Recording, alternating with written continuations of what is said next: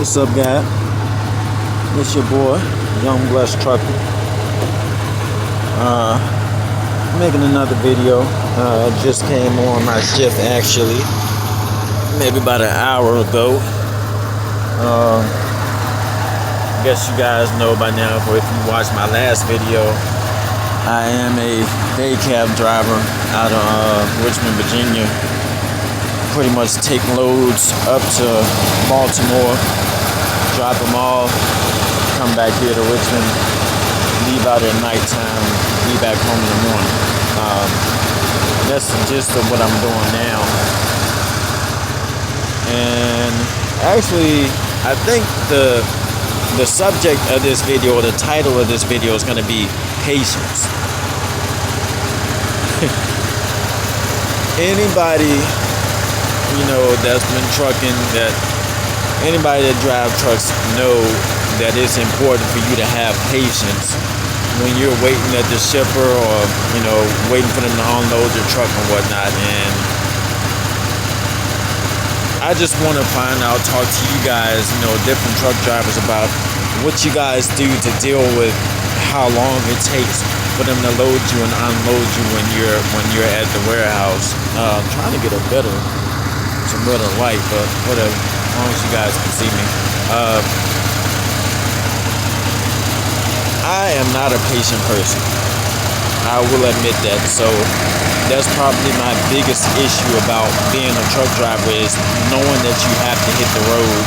You got to be on the road for a couple of hours, and you only have a certain amount of time that you can drive. But when you're at the shipper, nobody's thinking about that.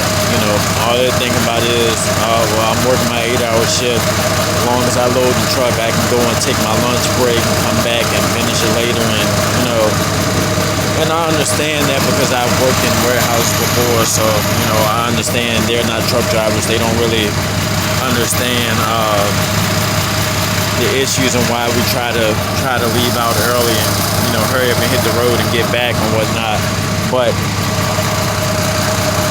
when you're tired, like me, when I'm tired, I get so irritated by having to wait for them to load this truck. I have to listen to a gospel song just to calm myself down and not, want to go inside and say something that might not work out so well for me in the end. So, but I just wanted to make a video and see how you guys deal with having to wait at the shipper, because it can be incredibly irritating. And not just in trucking, but in life, dealing with patience is something that I've never really had. Like, when I want something, I want it to happen right then and there.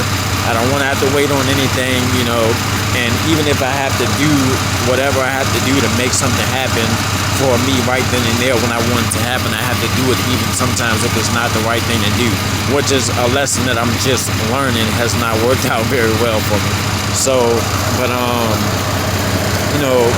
like I said, right now I'm sitting over here at the warehouse over here close to Richmond, getting loaded, getting ready to head up to Baltimore. If any of you guys are in Baltimore, live in Baltimore, whatnot, I'll be up there in a couple of hours. Say what's up to your boy. Maybe if we close by, holler at me or something. I like meeting new people and whatnot. Don't get to do it as much because I'm not an over-the-road driver, but that is one thing that I really liked about the experience of being an over-the-road driver. You always get to meet new people from different areas and different backgrounds and stuff like that. But like I said though, man, I'm just really having fun making these videos now, helping pass the time really. But just glad to be back out here again, driving trucks and doing something that I feel like I was actually called to do. It's just dealing with the issues sometimes, man. The patience, and you're already tired from being out on the road and stuff, and you got to sit right here and wait for what seems like a whole day for people to load your truck. Sometimes you feel like punching somebody when you're out here. You guys know that,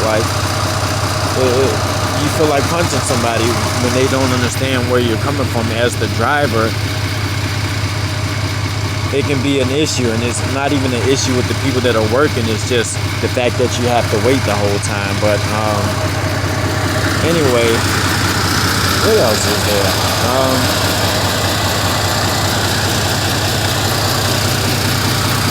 I don't know, man. I'm just glad to be out here. I'm happy to be out here driving trucks, man. Because everybody doesn't have the opportunity to do something like this for a living. Looks like my trailer's bouncing up and down now, so they're loading me now. I'll probably be up out of here in a few minutes, heading on up to Baltimore. And that's another thing, man. Driving through DC and Baltimore is a different type of experience. I was watching a video by Trucker Brown, and he was saying, you know, the most important thing that you can do when you're up there driving through the Northeast is watch your following distance and make sure that you're in the right lane as far as following the signs to get to where you're trying to go, because there are so many bridges, overpasses, and things that you don't really see in other areas. And if you miss that one exit, you will definitely end up somewhere where a truck is not supposed to be at. So if anybody's, you know, driving through the Northeast anytime soon, just be careful, watch your following distance, watch out for idiots, and make sure that you know what lane you're supposed to be in at all times, because it can have you turned around, upset, stressed out, and it will turn a 8-hour drive into a 12 or 13-hour day. And I was just up there last night, and I had a guy, you know, a four-wheeler driving a regular car, had to have been drunk. I mean, swerving all over the road in front of trucks. People had to slow down for him. Nobody had any idea what he was getting ready to do. And it was so bad, I actually had to call the police just so this, it felt like he was going to make a move that was going to kill somebody, because he didn't show in which lane he was getting ready to go into, just weaving back and forth across the 495, heading down towards the tunnel the whole way up. And you know, when you see something like that as a truck driver, do the right thing and look out for other people that are on the road, because even though it might not be you that gets in an accident, or none of your family members that get in an accident or get hurt, or even worse, you would hate for something to happen if you could have prevented it just by calling the police and letting them know what's going on, because either this person is tired, they're drunk or whatever, but they're a danger to you and everybody else that's out on the road. And you know, to me, that's a part of being a professional driver, is looking out for other people. But like I said, man, you know, we're all out here trying to make it back home safely and looking out for one another. And I would like for everybody that's out here on the road with me to make it back home safely to their families. But like I said, this video is, you know, more about patience, but I just had to touch on that subject. Like, people out here, especially people that are driving regular cars, do not care about anybody else that's out on the road. And so it's our job as drivers and as people that are supposed to care about one another and care about other people, you know, do what you have to do to keep the road safe, even if it involves you calling 911 because somebody is out here pretty much driving like an idiot, you know. But that's all I want to say. I'm getting ready to get in my truck. I think they're almost done loading me now, so I'm getting ready to get in my truck and head on up to Baltimore. You guys pray for me that I be blessed and safe on my way up there and coming back home. Like I said, if anybody's close to Baltimore, holler at me, and I'll talk to you guys later.